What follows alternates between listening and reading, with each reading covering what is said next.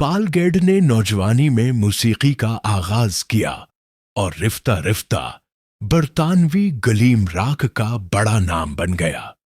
اس نے گیری گلیٹر کے نام سے اسٹیج پر پرفارم کرنا شروع کیا اور جلد ہی اس کے شوز، لباس اور موسیقی اسے مقبول بنانے لگے۔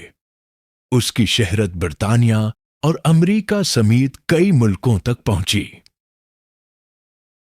پہلا اسکینڈل 1997 گیری گلیٹر پر پہلا الزام 1977 میں اس وقت سامنے آیا جب اس کا کمپیوٹر مرمت کے لیے ایک دکان میں دیا گیا۔ دکان کے ملازمین کو اس میں بچوں کی فحش تصاویر ملے۔ پولیس نے تحقیقات کے دوران اس کے کمپیوٹر سے ہزاروں غیر قانونی تصاویر برآمد کیں۔ آس پر چائلڈ پورنوگرافی رکھنے کا مقدمہ چلا، جس کے نتیجے میں 1999 میں اسے 4 ماہ قید کی سزا سنائی گئی۔ اس واقعے کے بعد اس کی شہرت کو شدید نقصان پہنچا اور عوامی سطح پر اس کے خلاف ردعمل شروع ہو گیا۔ ویتنام میں جرم اور سزا پہلی سزا کے بعد گیری گلیٹر نے برطانیہ چھوڑ کر ویتنام میں سکون اختیار کی۔ وہاں بھی وہ بچوں کے ساتھ نامناسب رویے میں ملوث پایا گیا۔ 2006 میں اسے 2 کم عمر لڑکیوں کے ساتھ جنسی تعلقات قائم کرنے کے جرم میں 3.5 سال قید کی سزا سنائی گئی۔ اور اس کے بعد ویتنامی حکومت نے اسے ملک سے ڈیپورٹ کر کے برطانیہ واپس بھیج دیا۔ برطانیہ واپسی اور آپریشن یوٹری 2008 میں واپسی کے بعد گیری گلیٹر پر مزید الزامات سامنے آئے۔ 2012 میں برطانیہ میں مشہور شخصیات کے خلاف بچوں سے بدسلوکی کی تحقیقات کے لیے ایک خصوصی مہم شروع کی گئی جسے آپریشن یوٹری کہا جاتا ہے۔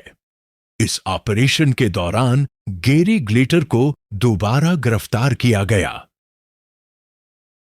متعدد متاثرین نے اس کے خلاف گواہیاں دیں کہ انہوں نے نومبر میں گیری گلیٹر کے ہاتھوں جنسی استحصال برداشت کیا۔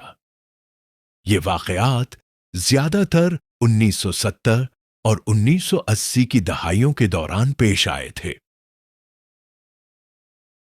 مقدمہ اور سزا 2015 میں برطانوی عدالت نے گیری گلیٹر کو بچوں سے جنسی زیادتی، جنسی حملہ اور نابالغوں کو ورغلانے جیسے متعدد سنگین جرائم کا مرتکب پایا۔ اسے 16 سال قید کی سزا سنائی گئی۔ جج نے اپنے فیصلے میں کہا کہ گیری گلیٹر نے اپنی شہرت کا غلط فائدہ اٹھایا اور معاشرے کے کمزور طبقے کو نشانہ بنایا۔ رہائی اور عوامی غصہ 2023 میں اسے اچھی رویے کے باعث پیرول پر رہا کر دیا گیا، حالانکہ اس نے اپنی پوری سزا پوری نہیں کی تھی۔ اس کی رہائی پر عوام میں شدید غصہ دیکھنے میں آیا۔ سوشل میڈیا، نیوز چینلز اور عوامی سطح پر اس فیصلے پر شدید تنقید ہوئی۔ حکومت اور قانون نافذ کرنے والے اداروں نے اسے سخت نگرانی میں رکھا۔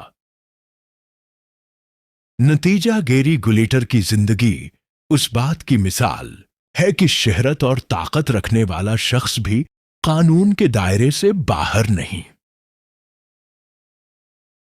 وہ ایک وقت میں لاکھوں لوگوں کا پسندیدہ گلوکار تھا، لیکن اس کے گھناؤنے جرائم نے اسے ایک بدنام اور مجرم شخصیت بنا دیا۔ آج کی موسیقی اب کئی اداروں اور پلیٹ فارمز سے ہٹا دی گئی ہے اور وہ معاشرتی طور پر مسترد کیا جا چکا ہے۔